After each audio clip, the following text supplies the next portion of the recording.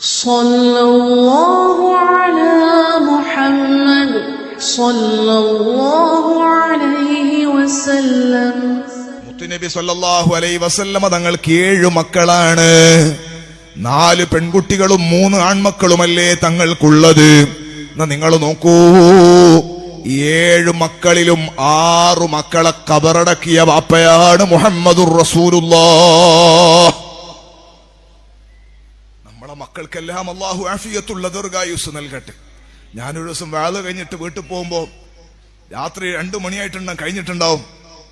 എന്നോട് ഭാര്യ വാതിൽ തുറന്നിട്ട് പറഞ്ഞു, മകൻ ഉറങ്ങണുണ്ട് നമ്മളെടുത്ത്, 7 വയസ്സുള്ള മോന്. അപ്പൊ മോനെ പറ്റി പറഞ്ഞു, പല്ലുവേദനയായിട്ട് രാത്രി വായിൽ ഭക്ഷണം വെച്ചപ്പോ പെട്ടെന്ന് പല്ലുവേദന കളി, അങ്ങനെ കരഞ്ഞിട്ട് തുപ്പിയിട്ട് വായ കഴുകി വന്ന് കിടന്നതാണ്, ഒന്നും കഴിച്ചിട്ടില്ല. എനിക്ക് ഭയങ്കര സങ്കടമായിപ്പോയി. നമ്മളെ മക്കൾക്ക് രോഗം വരാതെ അള്ളാഹു രക്ഷപ്പെടുത്തട്ടെ. നമ്മളെല്ലാ മക്കളെയും അള്ളാഹു തആല അദബുള്ള മക്കളാക്കി തരട്ടെ.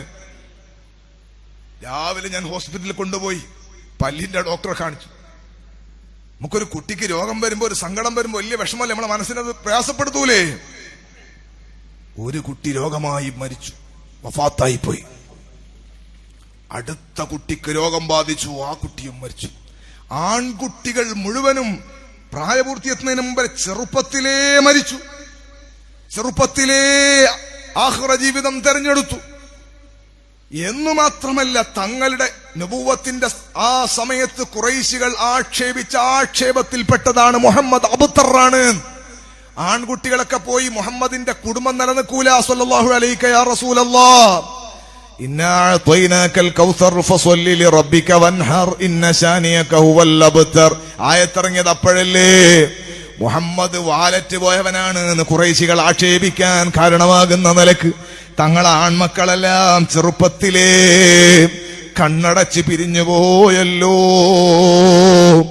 ഏതു ബാപ്പയാണ് സഹിക്കുക? തങ്ങൾ വഫാത്താകുന്ന സമയത്താകെ മക്കളെ കൂട്ടത്തിൽ ബാക്കിയുള്ളത് സയ്യിദത്തുൻ നിസാഇ ഫിൽ ജന്നah, മഹദിയായ ഫാത്തിമത്തു സഹറ ബതൂൽ റളിയല്ലാഹു അൻഹാ. അപ്പൊ 7 മക്കളിൽ 6 മക്കളെയും കബറടക്കിയ ബാപ്പയാണ് മുഹമ്മദുർ റസൂലുള്ളാഹ്. എന്ത് പറഞ്ഞിട്ടാ ഞാൻ ഇങ്ങോട്ട് വന്നത്? ഹബീബായ സല്ലല്ലാഹു അലൈഹി വസല്ലമ തങ്ങളോ പറഞ്ഞു, എല്ലാ നബിമാർക്കും ഇജാബത്ത് റെഡിയുള്ള ഒരു ദുആ അല്ലാഹ് കൊടുത്തിട്ടുണ്ട്. അതെല്ലാം അവരുടെ സങ്കട സമയത്ത് അവർ ഉപയോഗപ്പെടുത്തിയിട്ടുണ്ട്. എനിക്കും ഒരു ദുആ എന്റെ റബ്ബ് തന്നിട്ടുണ്ട്. ഞാനതെന്റെ സ്വന്തം ആവശ്യത്തിന്, പേഴ്സണൽ ആവശ്യത്തിന് ഉപയോഗപ്പെടുത്താതെ എന്റെ ഉമ്മത്തിന്റെ സന്തോഷത്തിനും രക്ഷക്കും വേണ്ടി ആഖിറത്തിലേക്ക് മാറ്റിവെച്ചിട്ടുണ്ട് എന്ന് പറഞ്ഞ തങ്ങളെ സങ്കട ഞാനിത് പറഞ്ഞത്.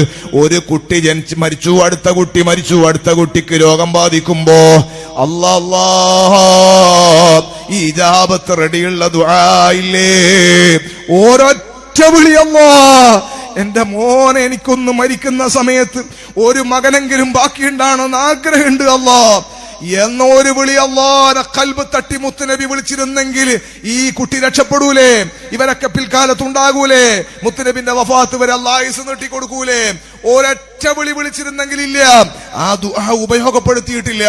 6 മക്കളെയും കബറടക്കിയപ്പോഴും ഹൃദയം മുറിഞ്ഞപ്പോഴും ആ ദുആ നമുക്ക് വേണ്ടി, പൂച്ചക്കാട്ടുകാരെ, ചെറുപ്പക്കാരെ, നമ്മുടെ ആഖിറത്തിന്റെ വിജയത്തിന് വേണ്ടി മാറ്റിവെച്ച നേതാവാണ് മുഹമ്മദുർ റസൂലുള്ളാഹ്.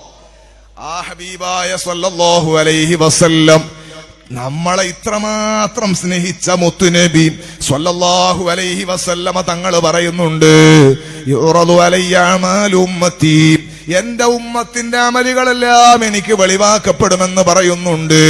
ഞാൻ എന്റെ കരളിന്റെ കഷ്ണങ്ങളായ ചെറുപ്പക്കാരോട് ഇടയിലൊന്ന് ചോദിക്കട്ടെ മോനെ, ഇടയിലൊന്ന് ചോദിക്കട്ടെ ചെറുപ്പക്കാരികളെ, നമ്മൾ അല്ലാഹുവിന്റെ റസൂലിനെ സ്നേഹിക്കുന്നു എന്ന് പറയുന്നവരല്ലേ?